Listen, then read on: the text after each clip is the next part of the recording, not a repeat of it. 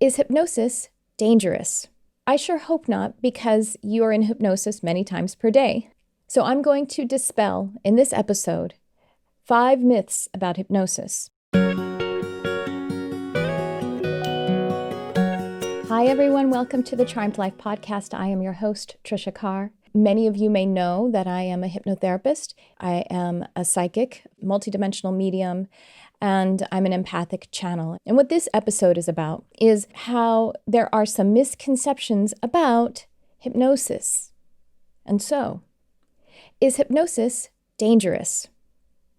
I think that there are some old paradigms that triggered certain misconceptions about hypnosis. Misconceptions, misinformation, and just simply misunderstanding what hypnosis is. And so, is hypnosis dangerous? Well, I sure hope not, because you are in hypnosis many times per day. So I'm going to dispel, in this episode, 5 myths about hypnosis. And in dispelling these 5 myths, I'm also going to hopefully give you an idea of how you could utilize hypnosis, whether in the many different ways that it can be offered, which I'm going to talk to you about. Self-hypnosis, to work with a practitioner, but it's definitely something that is done daily, and with your intentional engagement with it, you can enhance your life, you can enhance your spiritual development, your connection with spirit guides, if that is your interest, and just your general overall personal development and wellness. And of course, your life purpose. So let's get into those 5 myths about hypnosis. Well, first of all, some people, apparently, a lot of people still think that hypnosis is what you see in the stage performances, in stage hypnosis. So with stage hypnosis, the person is a hypnotist and they are using hypnotic techniques and tools. But the one thing I want to really point out about stage hypnosis is that it is a performance. That is the most important thing to realize. It is a performance. Now, the way that stage hypnosis works is completely different from hypnotherapy or using hypnosis for therapeutic purposes. What a stage hypnotist is doing is 2 primary things that would never really either be done or be possible in a therapeutic situation. One thing is, you may have noticed, is that the hypnotist is looking out into the audience and is able to tell who in the audience is highly suggestible, what we call somnambulistic.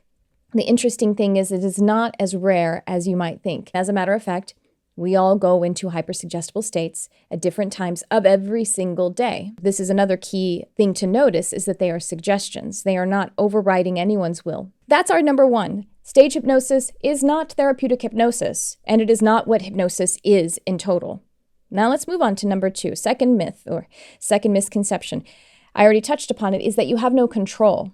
And that isn't true. We have to remember that the key word there is suggestions and suggestibility. When you have a relationship, a rapport with a hypnotherapist, they are using your suggestibility for your best good, for your healing, and actually from what it is that you are defining the changes and shifts that you want to make. In addition to whether you're working one-on-one, like if you listen to one of my recorded hypnotic journey audios, this also is barring any of that kind of stuff that could be done that would take advantage of your suggestibility, because that only actually works if you are really paying direct attention to an individual.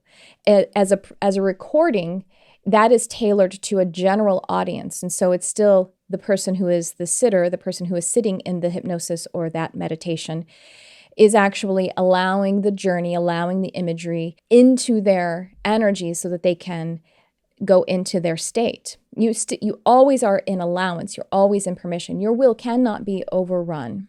I mean, unless you are physically overtaken. Of course, that's a different thing.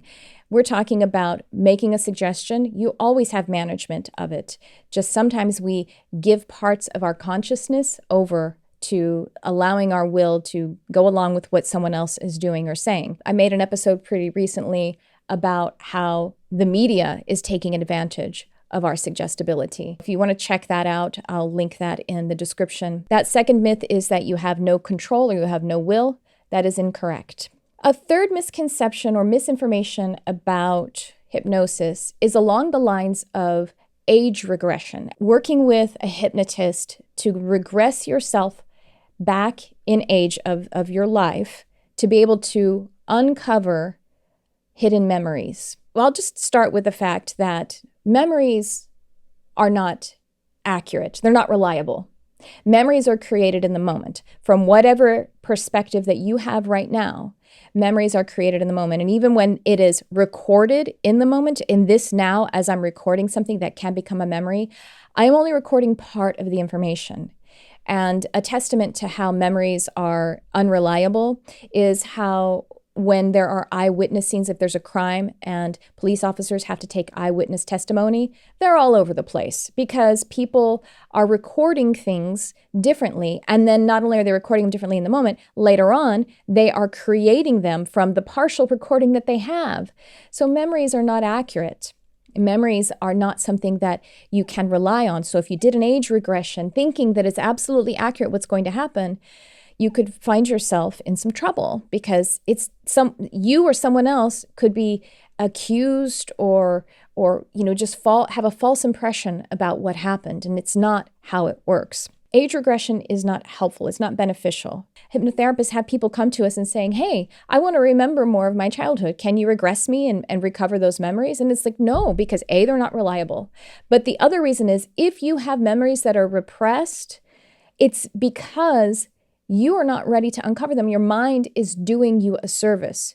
A memory that is being repressed, is being forgotten or deleted, it could be that it's not important and that's why you forgot it. Or it could be that it's traumatic and you don't need to be uncovering that because it's still under healing, or maybe it's going to remain under healing and it's not beneficial to you. Your mind is deeply intelligent. Now, as you who listen to my podcast, you're a spiritual person, you're a spiritual seeker, know that spirit and the intuitive mind, the spiritual mind, knows what it's doing. It's entirely intelligent. So if you have a memory that is not being accessed, it's because it's like your mind has a scab over it and a bandage. What happens if you have a terribly raw wound with a scab on it? You just rip that scab off and you rip it off again. You're going to create more and more injury, maybe infection. It as above, so below. That what could happen to the physical skin in that, this metaphor is really good, could happen if you went there trying to poke around in a memory that your mind, your intelligence is saying, no, this isn't for you. This isn't for your healing, your benefit, your good, for your well-being. Our fourth myth or misconception, just generally that somehow meditation is one thing and hypnosis is some other big, elaborate other thing. That's crazy. Now, I will say that as a hypnotherapist, I have a lot more training than I did before I was a certified hypnotherapist. But before I was a certified hypnotherapist, I was using hypnosis. Why? Because I was leading meditation.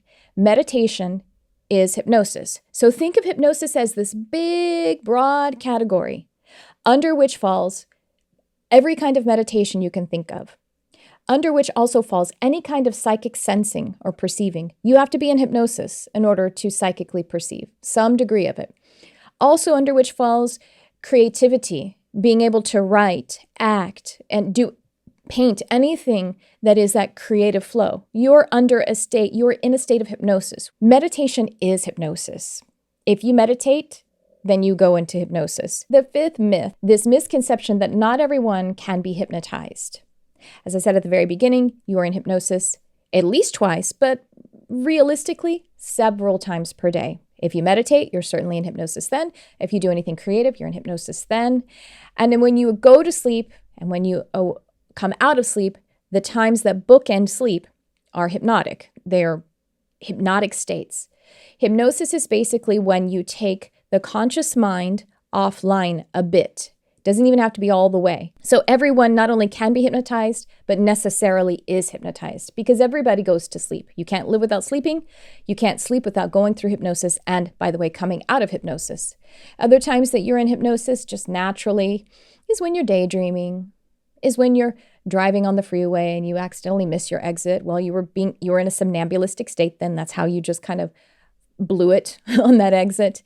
And again, if you are doing anything like creativity or whatever. Now, the reason I think that people well, I know why people think that not everyone can be hypnotized, is because they're thinking again of that very first thing that we talked about, the stage hypnotist.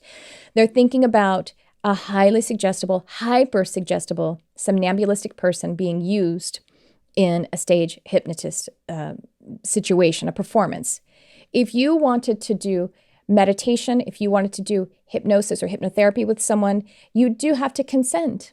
And so everyone can be hypnotized. Some people are already sort of halfway into consent because of their suggestibility, whether it's their baseline or their current moment of suggestibility.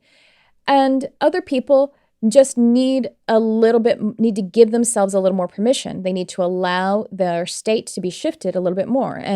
But anyone can be hypnotized. Anyone can refuse hypnotism as well. And for some of us, it's easier or harder to do either one. But 100% everyone can be hypnotized and is hypnotized several times per day. So there you have it, you guys.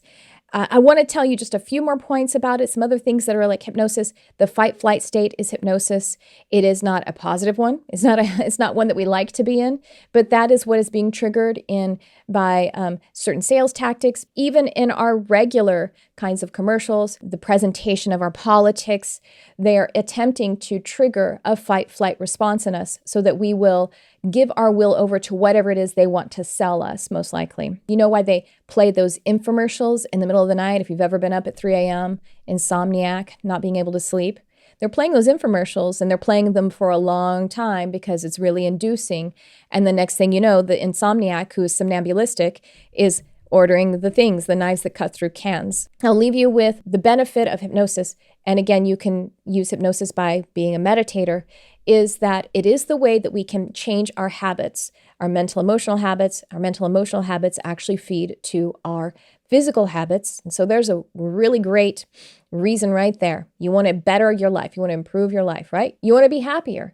Meditating or being in hypnosis to be able to create a feeling of happiness, well, then you win. You know what I mean? Like if you can create happiness right now, you can bring spiritual happiness and satisfaction and enlightenment to you. You can by your feeling nature, and you can do that by being in that altered meditative or hypnotic state.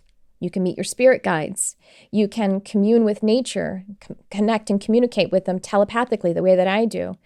And you can do anything that will benefit your life. I think that being able to manage, have access to your subconscious mind is so imperative for every single human being.